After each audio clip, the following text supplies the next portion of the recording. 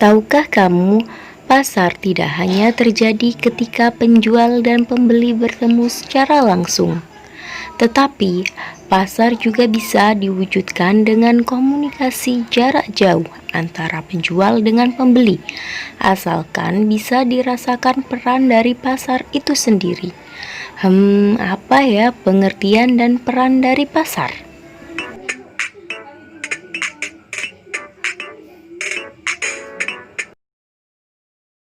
Assalamualaikum warahmatullahi wabarakatuh.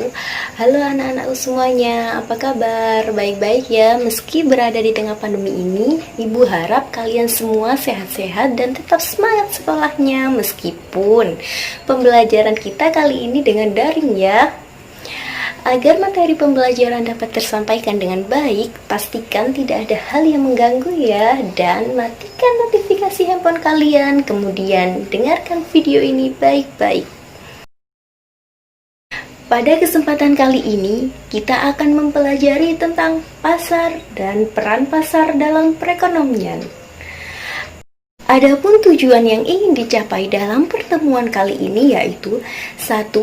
Kalian diharapkan mampu mendeskripsikan pengertian pasar. Yang kedua, kalian diharapkan mampu mengidentifikasi peran pasar dalam perekonomian melalui kajian literatur dan kegiatan pengamatan secara tepat dan teliti. Pernahkah kalian diajak oleh orang tua kalian pergi berbelanja? Kira-kira kalian lebih pilih berbelanja di pasar tradisional, supermarket, atau belanja online nih? Di mana aja kali ya, asalkan harganya murah. Secara umum, kalian sudah paham belum nih pengertian dari pasar? Jika berbicara tentang pasar yang ada di tayangan kita, pasti tempat untuk membeli barang yang kita butuhkan. Dari sini bisa kita artikan bersama-sama nih anak-anak, yaitu tempat bertemunya penjual dan pembeli untuk melakukan transaksi jual beli barang dan jasa. Bener nggak sih kayak gitu? Eits, tunggu dulu. Seiring dengan perkembangan teknologi saat ini, orang yang ingin berbelanja tidak harus keluar rumah loh. Bisa dengan di rumah aja loh, dan klik aplikasi belanja online, kemudian pilih barang yang ingin dibeli, misalnya pakaian, makanan, atau alat elektronik lainnya. Kemudian, semua barang itu bisa diantar sampai rumah loh. Wow, keren ya. Jadi, saat ini pengertian pasar tidak hanya sebatas tempat bertemunya penjual dan pembeli secara langsung ya. Tetapi saat ini pengertian pasar menjadi tempat bertemunya penjual dan pembeli baik secara langsung maupun tidak langsung untuk melakukan jual beli barang dan jasa. Interaksi secara langsung apa ya? Tentu saja pasar tradisional dan supermarket merupakan interaksi langsung antara penjual dan pembeli. Sedangkan untuk pasar yang penjual dan pembelinya tidak bertemu secara langsung, kalian sudah pasti sangat familiar ya anak-anak? Ya, toko online merupakan contoh pasar, yang mana komunikasi antara penjual dan pembeli tidak bertemu secara langsung, seperti melakukan pertukaran informasi dan kesepakatan harga melalui chat. Seperti yang kalian lakukan, bukan?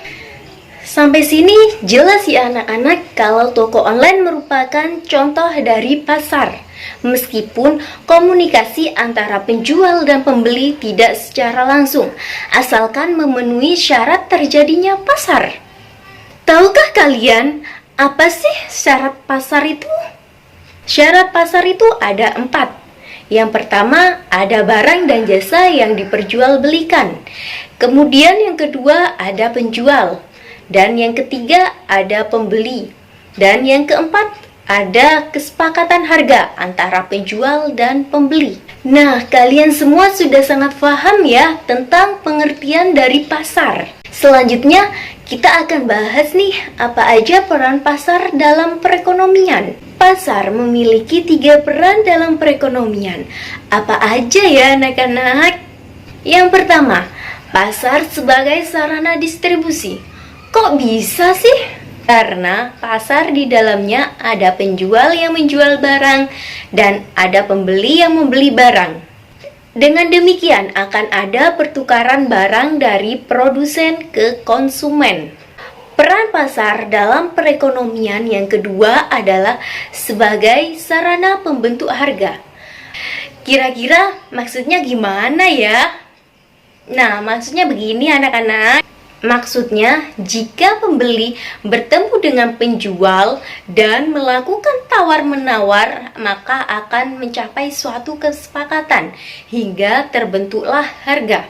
Peran pasar dalam perekonomian yang ketiga adalah sebagai sarana promosi. Kira-kira maksudnya gimana ya? Nah, maksudnya begini anak-anak. Penjual yang ada di pasar tentu akan menawarkan produknya kepada pembeli. Nah, pada saat itulah penjual akan melakukan kegiatan promosi, sehingga akan menarik perhatian dan menarik pembeli untuk membeli barang yang dipromosikan. Oke anak-anak, jadi itu ya 3 peran dalam perekonomian.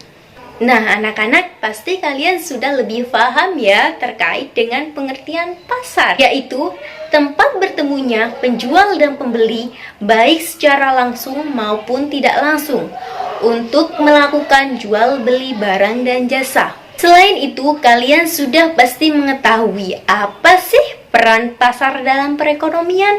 Yaitu yang pertama sebagai sarana distribusi, yang kedua sebagai sarana pembentuk harga, dan yang ketiga sebagai sarana promosi.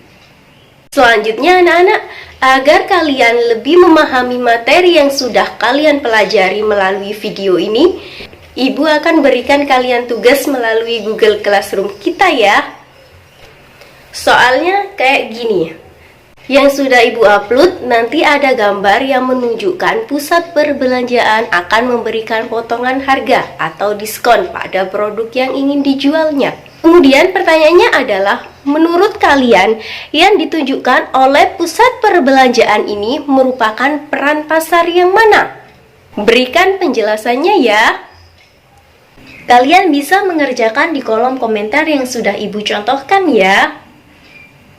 Silahkan dikerjakan ya, dan Ibu tunggu di Google Classroom nanti jam 8. Dadah, selamat mengerjakan. Wassalamualaikum warahmatullahi wabarakatuh.